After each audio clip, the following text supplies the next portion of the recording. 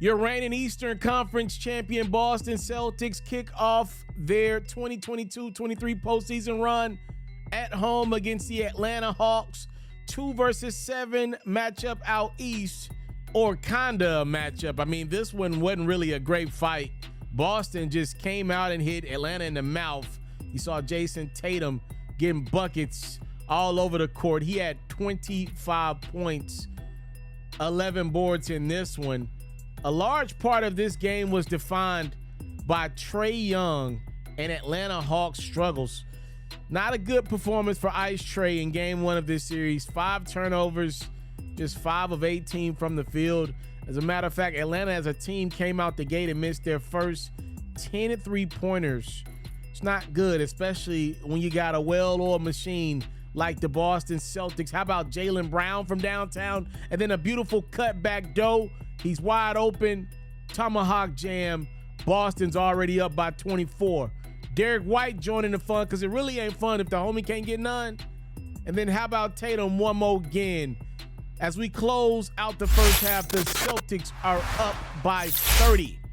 Third quarter, more of the same. D. White open, so why not?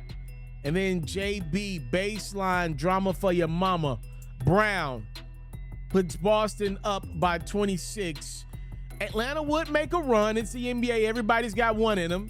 Jalen Johnson, beautiful throwdown. And then playoff bogey in full effect. Bogdanovic struggled in the first half, came alive in the second half. That and one would cut the Hawks deficit down to 12.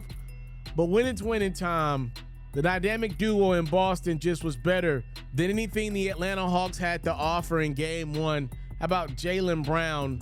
29 points, 12 of 23 from the field, also chipped in 12 boards.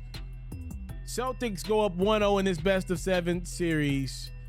They win by 13. Coming out of this game 1, I saw a lot of people saying, hey, Atlanta should be fine. Boston came out and played their best game in game 1. Looking at these comments like, did you watch the game? That's not what happened. The Boston Celtics brought their B-level game and was still able to put the Atlanta Hawks away pretty easily.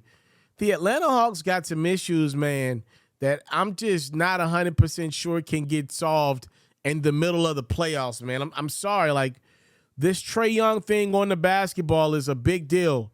You know, I'm looking at the Atlanta Hawks offense.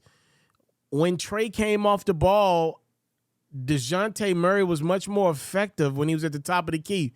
Just the reality of what it was. You know, Trae Young is a guy that can go out and lead the league in assists any given night. But you got to start to ask yourself, is the Atlanta Hawks best version of themselves with Trae Young leading them in assists? Like, there's a weird thing that I try to explain this the best I can. We actually brought this up in another video. So guys like Trae Young, because they have the ball in their hands so much, they're going to score a lot of points because Trae's a gifted scorer, and they're going to, if they want to, make a lot of assists. It's the James Harden syndrome from a few years ago. We're going to talk about this again in the Donovan Mitchell video. I think guys have watched Steph Curry like halfway, right? Guys, Trae Young clearly has Steph Curry influence all over his game. The one thing he doesn't do, though, is get off that ball enough, to me at least. He's not off that ball enough. Steph Curry is not only looked at as the greatest shooter of all time, but the dude does it oftentimes with only having the ball in his hands for a couple seconds of a shot clock.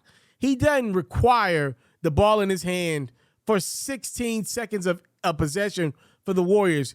Him being off the ball allows for other guys to get going. Curry can also find some easy looks inside, being off the ball. I don't think Curry gets enough credit for what he is off the ball.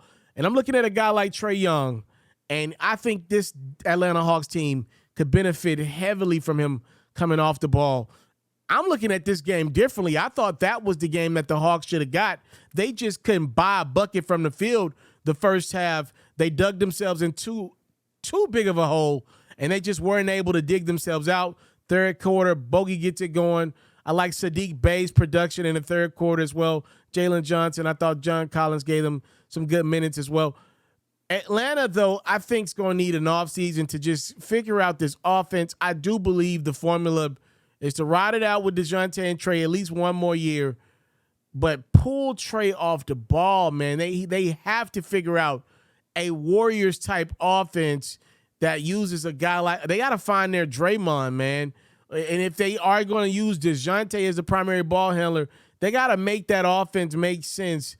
And it's got to be some spot-up looks for Trae versus him just going out there and trying to score 32 and 12 assists every night to lead Atlanta to wins. He can do it occasionally. That's not a formula that's going to prove to be successful, I think, for them this postseason. Also, Trae's got to find a way to not be a liability on defense. Hawks lose game one to the reigning Eastern Conference champs. Boston, I thought, brought their B game, but still came out on top. All right? Let me know what you thought of this game. Comment section below. I'm out.